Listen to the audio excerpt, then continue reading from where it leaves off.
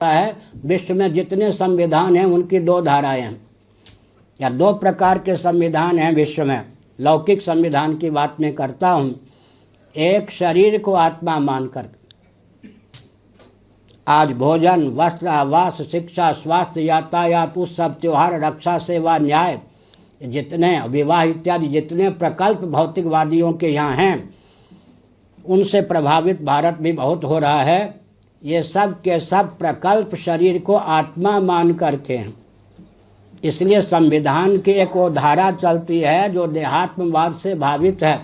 जब हम शरीर को आत्मा मान करके संविधान बनाते हैं और उसका अनुपालन करते हैं, उस संविधान की गति सीमित होती है।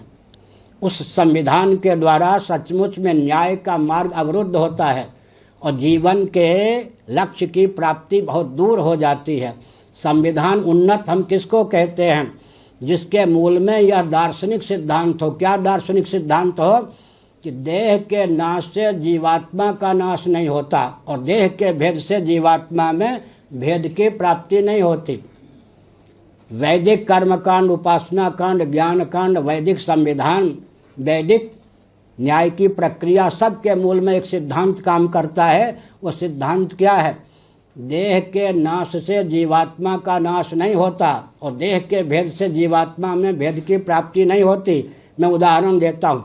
नास्तिक से नास्तिक भौतिकवादी भी 2 मिनट में आस्तिक हो सकता है। मैं उदाहरण देता हूँ। मान लीजिए किसी महान भाव की आयु 80 वर्षों की पूर्ण हो चुकी, कदाचित 1 वर्ष की सीमा में उस महान भाव ने 10 ही स्वप्नों को देखा हो, तो 80 वर्ष की अवधि में 800 स्वप्न के शरीर उसके नष्ट हो गए, लेकिन वह अपना नाश नहीं मानता। केवल इस दृष्टांत के बल पर डंके की चोट से यह तथ्य उद्भासित होता है कि देह के नाश से जीवात्मा का नाश नहीं होता। शरीर की संख्या 800 हो गई, लेकिन अपनी संख्या वह 1 ही मानता है। केवल इस दृष्टांत के बल पर हम इस सहिष्णुता को अभिव्यक्त कर सकते हैं, अर्जित कर सकते हैं कि देह के नाश से जीवात्मा का नाश नहीं होता, देह के भेद से जीवात्मा में भेद की प्राप्ति नहीं होती। इस पर पर्याप्त मंथन की आवश्यकता है। विश्व स्तर पर सेमिनार या संगोष्ठी की आवश्यकता है कि विश्व में कितने राष्ट्र हैं। 204 मान लीजिए विश्व में देश हैं, राष्ट्र हैं। उनमें संविधान की आधारशिला देहात्मवाद है या और कुछ? अगर शरीर को आत्मा मान करके ही संविधान है, न्याय की व्यवस्था है, अपूर्ण है। जीव के लक्ष्य की पूर्ति तक उस संविधान की गति हो ही नहीं सकती। उस संविधान के आधार पर जो व्यवस्था होगी, विकास का प्रारूप तैयार किया जाएगा, उसके गर्भ से विस्फोट निकल आवेगा। और जो संविधान देह के नाश से जीवात्मा का नाश नहीं होता, देह के भेद से जीवात्मा में भेद की प्राप्ति नहीं होती, इस आधार पर विनिर्मित है, उस संविधान में दृढ़ता है, उसमें संशोधन परिवर्धन की आवश्यकता नहीं होती। उस संविधान के द्वारा हम मानव जीवन का जो वास्तविक लक्ष्य है उस लक्ष्य तक पहुंच सकते हैं। एक विचित्र तथ्य सज्जनों, मनु भगवान ने कहा, मनु महाराज ने कहा, निवृत्तिस्त्व महाफला। मैं थोड़ा धीरे बोल रहा हूँ क्योंकि बात ऊपर से उड़ न जाए। निवृत्तिस्त्व महाफला। संविधान की सार्थकता कब है? प्रवृत्ति निवृत्ति के लिए है। निवृत्ति निर्वृत्ति मुक्ति परमानंद स्वरूपा मुक्ति की समुपलब्धि के लिए है। संविधान की आधारशिला क्या होनी चाहिए? प्रवृत्ति का पर्यवसान निवृत्ति में हो। वैज्ञानिक धरातल पर मैं एक दृष्टांत देता हूँ। उस गति की दुर्गति मानी जाती है जिस गति की गति गंतव्य तक गंता को पहुँचाने में न हो।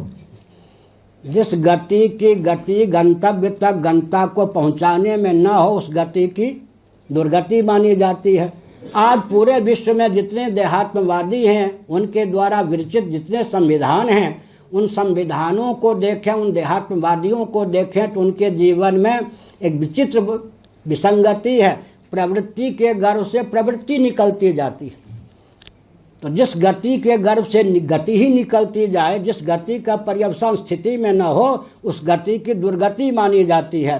तो भौतिकवादियों के यहाँ जो संविधान है उनका आलम्बन लीजिए। प्रवृत्ति के गर्भ से प्रवृत्ति निकलती जाएगी। उस प्रवृत्ति का पर्यवसान कभी निवृत्ति में नहीं होगा।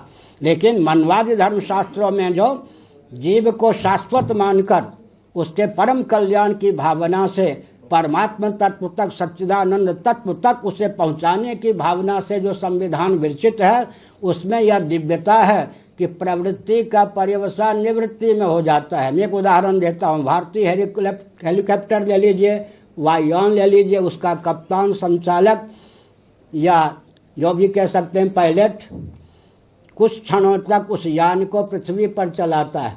यद्यपि लक्ष्य होता है नभो मार्ग से यात्रा करना, लेकिन यान को पृथ्वी पर क्यों चलाता है कुछ क्षणों तक?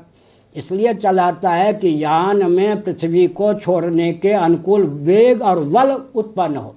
यही ना लक्ष्य तो है, अपने यान को नभो मार्ग से ले जाना गंतव्य की ओर।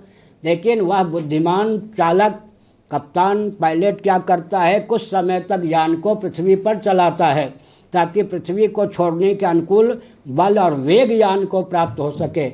इसी प्रकार हमारे यहाँ कर्म की वह विधा दी गई है, योगः कर्मसु कौशलम, गीता में, कि जिससे प्रवृत्ति का पर्यवसान निवृत्ति में हो सके। और निवृत्ति का पर्यवसान जीव का जो वास्तविक लक्ष्य है, जन्म और मृत्यु के अनादि अजस्र परंपरा का अत्यंतिक उच्छेद होकर जीव का जो मौलिक स्वरूप है सच्चिदानंद तद रूप होकर वह शेष रह सके, यह संविधान की परम गति है, परम अवधि है। उदाहरण देता हूँ मैं। कल भी मैंने एक संगोष्ठी में कहा था कि आप कोई फल ले लीजिए, बल और वेग पूर्वक ऊपर उछालिए, बल और वेग के निरस्त होने पर अंत में वह फल पृथ्वी की ओर आकृष्ट होगा। क्यों होगा? क्योंकि वो पृथ्वी का कार्य है, पार्थिव है।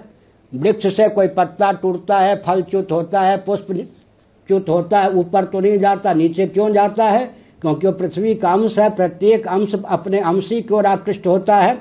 इसी प्रकार जल की धारा यांत्रिक विधा से आप 25वीं मंजिल तक पहुंचा दीजिए, लेकिन अंत में जल से परिपूर्ण टोटी को खोलने पर जल की धारा नीचे की ओर आप्लावित क्यों होती है? क्योंकि अंश है। अंशी कौन है? महोदय जी, समुद्र।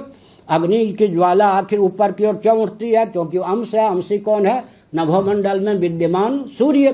प्रत्येक अंश स्वभावतः अपने अंशी की ओर आकृष्ट होता है।